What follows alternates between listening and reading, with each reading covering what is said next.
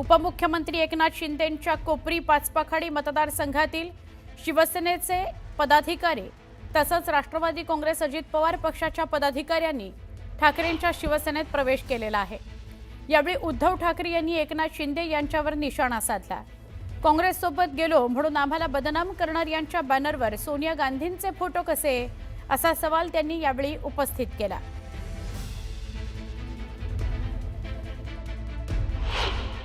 मला ती कल्याण डोंबिवलीची सभा आठवते की भाजप कसा शिवसेनेवरती शिवसैनिकांवरती अत्याचार करतोय, म्हणून मी त्या मंत्रिमंडळात त्यांच्या मांडीला मांडी लावून बसू शकत नाही, त्यासाठी मी राजीनामा देतो आहे असं नाटक करणारा पण एक आपण बघितला होता। जे अजित पवार निधी देत नव्हते त्या अजित पवारांच्या मांडीला मांडी लावून बसलेले आहेत आणि काँग्रेस सोबत शिवसेना गेली, काँग्रेस सोबत गेलेली नाहीये। त्यावेळेला भाजपाने दगाबाजी केली, विश्वासघात केला, म्हणून त्यांना धडा शिकवण्यासाठी म्हणून आपण महाविकास आघाडी केली। परंतु आता या ज्या काही नगर परिषदेच्या वगैरे निवडणुका चालल्या आहेत त्याच्यावरती सोशल मीडियावरती आता तुम्ही बघितलं असाल की त्यांच्याच पोस्टरवरती सोनिया गांधींचे फोटो आहेत। म्हणजे जे मला शिव्या घालत होते ते अगदी दिघे साहेब स्वतः आहेतच आणि बाजूला सोनिया गांधी। म्हणजे ही सगळी लाचारी ही सत्तेसाठी चाललेली आहे। पुन्हा एकदा वेगवान स्वरूपातल्या बातम्या बघूयात।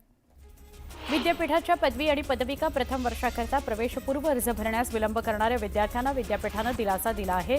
शैक्षणिक नुकसान होऊ नये याकरता त्यांचे प्रवेश अर्ज स्वीकारण्यात येणार आहेत। त्यामुळे सुमारे 3 ते 4 हजार विद्यार्थ्यांच्या डोक्यावरचं वर्ष वाया जाण्याचं टांगती तलवार किंवा भीती ही दूर झालेली आहे। रायगड जिल्ह्यातील एकूण 10 नगरपालिकांच्या निवडणुकीकरता काल मतदान पार पडलं। 10 नगरपालिकांपैकी सर्वाधिक 85.35% मतदान माथेरान नगरपालिकेकरता झालं, तर मुरुड जंजिरा नगरपालिकेकरता 73.89% मतदानाची नोंद झाली आहे। पुण्यातही आलिशान घरांच्या मागणीत मोठी वाढ नोंदवण्यात आली आहे। यामुळे येत्या 3 वर्षांमध्ये पुण्यात आलिशान घरांच्या किमतीत 29% वाढ झालेली आहे। पुण्यात आलिशान घरांचा दर प्रति चौरस फूट 15,200 रुपयांवर गेला आहे। मध्य रेल्वेनं नवीन वर्षाच्या सुरुवातीला दौंड आणि मनमाड रेल्वे मार्गावरील दुहेरीकरणाचं काम हाती घेतलंय। त्यामुळे 4 ते 25 जानेवारीपर्यंत काही मार्गांवरील गाड्या रद्द करण्यात आलेल्या आहेत। यामध्ये नागपूर, अमरावती, सोलापूर, लातूर, नांदेड, पनवेल या मार्गावरील सुमारे 15 येणाऱ्या जाणाऱ्या गाड्यांचा समावेश आहे। कोस्टल रोडच्या बोगद्यांच्या बांधकामाची गुणवत्ता तपासण्याकरता बोगद्यांमध्ये सेन्सर्स बसवण्याबाबत महापालिकेने विचार करावा अशी सूचना कॅनेडियन बोगदा तंत्रज्ञान विषयक शिष्टमंडळानं केली आहे। या शिष्टमंडळानं मंगळवारी मुंबई किनारी रस्ता दक्षिण आणि उत्तर तसंच गोरेगाव मुलुंड जोडमार्ग प्रकल्पांची सविस्तर माहिती घेतली आहे। ठाण्यातील खड्ड्यांमुळे विविध अपघातात 18 जणांचा मृत्यू झालाय। हायकोर्टानं याची गंभीर दखल घेत पालिकेला फटकारलेलं आहे। रस्त्यांची तुम्ही योग्य ती देखभाल का करत नाही असा सवाल करत ही परिस्थिती सुधारण्याकरता पुढच्या मॉन्सूनची वाट पाहायला लावू नका अशी तंबी न्यायमूर्ती रेवती मोहिते डेरे यांच्या खंडपीठानं ठाणे महापालिकेला दिली आहे।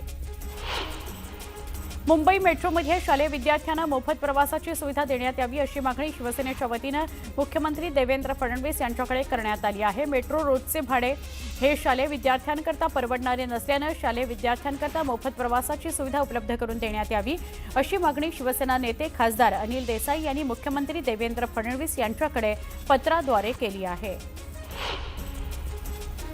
पुणे आंतरराष्ट्रीय विमानतळावरून थेट अबुधाबी विमानसेवा सुरू करण्यात आलेली आहे। आठवड्यातील प्रत्येक मंगळवार, गुरुवार आणि शनिवारी 3 दिवस रात्री 9:10 विमानसेवा असेल। या नव्या आंतरराष्ट्रीय मार्गामुळे व्यावसायिक, उद्योजक आणि विद्यार्थ्यांना तसंच मध्य पूर्वेमध्ये असलेल्या हजारो कामगारांना याचा मोठा दिलासा मिळणार आहे। पीओपीच्या गणेश मूर्तींवर बंदी आणावी अशी मागणी करणाऱ्या याचिकांवर 2 महिन्यांनी सुनावणी होणार आहे। 6 फुटांच्या गणेश मूर्तीचं विसर्जन कृत्रिम तलावातच करा असे स्पष्ट आदेश जुलै महिन्यातच सगळ्या महापालिकांसह अन्य स्थानिक प्रशासनांना न्यायालयानं दिले होते। या आदेशाला सर्वोच्च न्यायालयामध्ये आव्हान देण्यात आलं। पुणे महापालिकेचा महत्वाकांक्षी प्रकल्प असलेल्या नदी सुधार योजनेच्या खर्चात 74 कोटींनी वाढ झालेली आहे। यापूर्वी महापालिकेने प्रस्तावित कामांपेक्षा अधिक कामं करणं गरजेचं असल्याचं महापालिकेच्या प्रकल्प विभागानं स्पष्ट केलं होतं। या खर्चाला महापालिकेच्या अंदाज समितीच्या बैठकीमध्ये मान्यता देण्यात आली। जलवितरण सुधारणा कामांतर्गत आर दक्षिण विभागातील कांदिवली पूर्व परिसरामध्ये जलवाहिनी जोडणी, जुनी जलवाहिनी खंडित करण्याची कामं हाती घेण्यात येणार आहेत।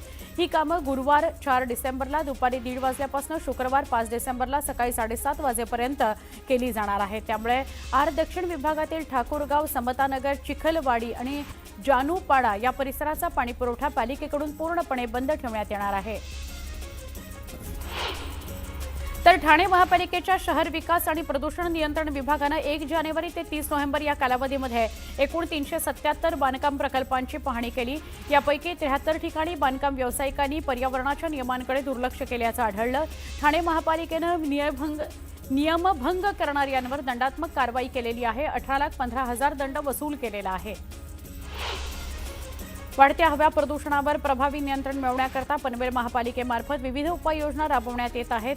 आयुक्त मंगेश चितळे यांच्या निर्देशानुसार शहरातील सगळ्या प्रभागांमध्ये तपासणी, कारवाई आणि यंत्रणांची अंमलबजावणी युद्धपातळीवर सुरू आहे। महापालिका प्रशासनानं प्रदूषण नियंत्रण नियमांचं उल्लंघन करणाऱ्या पालिका क्षेत्रातील 169 बांधकाम व्यावसायिकांना नोटिसा बजावल्या आहेत। नालासोपारा पूर्व प्रगतीनगर परिसरामध्ये ड्रग्ज माफियांनी हैदोस घातला। पुणे शाखा 2च्या पथकानं अंमली पदार्थ वाहतूक करणाऱ्या एका नायजेरियन व्यक्तीला रंगेहात अटक केली। तुळींज पोलीस ठाण्याच्या 100 मीटरच्या आत ही कारवाई झाल्यानं तुळींज पोलीस ठाण्याच्या कार्यक्षमतेवर प्रश्नचिन्ह निर्माण झालं। चंद्रपूर जिल्ह्यातील राजुरा नगर परिषद निवडणुकीमध्ये तणावपूर्ण वातावरण बघायला मिळालं। शिवसेना शिंदे गटाचे नगराध्यक्षपदाचे उमेदवार राजेंद्र डोहे यांनी भाजप कार्यकर्ता गजानन कुलकर्णी यांना मारहाण आणि शिवीगाळ केल्याचा आरोप आहे। या घटनेनंतर भाजप कार्यकर्त्यांनी पोलीस ठाण्यामध्ये ठिय्या आंदोलन केलं।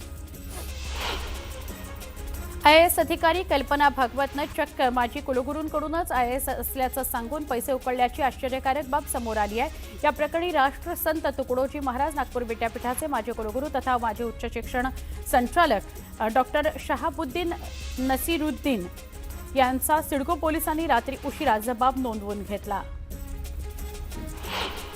संगमेश्वर तालुक्यातील शिवणे सनगरेवाडी या परिसरामध्ये साक्षी मंगेश पवार या महिलेवर बिबट्यानं हल्ला केला। बिबट्यानं हल्ला केल्यावर महिलेनं धाडस दाखवले आणि बिबट्याला पळवून लावलं। शहापूरच्या खर्डीमध्ये अखंड हरिनाम सप्ताहाचा सुवर्ण महोत्सवी वर्ष साजरं केलं जातं। या सोहळ्याला हजारोंच्या संख्येनं भाविकांनी गर्दी केलेली आहे। ठाणे महापालिकेच्या शहर विकास आणि प्रदूषण नियंत्रण विभागानं 1 जानेवारी ते 30 नोव्हेंबर या कालावधीमध्ये एकूण 377 बांधकाम प्रकल्पांची पाहणी केली। यापैकी 73 ठिकाणी बांधकाम व्यावसायिकांनी पर्यावरणाच्या नियमांकडे दुर्लक्ष केल्याचं आढळलं। ठाणे महापालिकेनं नियमभंग करणाऱ्यांवर दंडात्मक कारवाई करून 18,17,000 दंड वसूल केला आहे।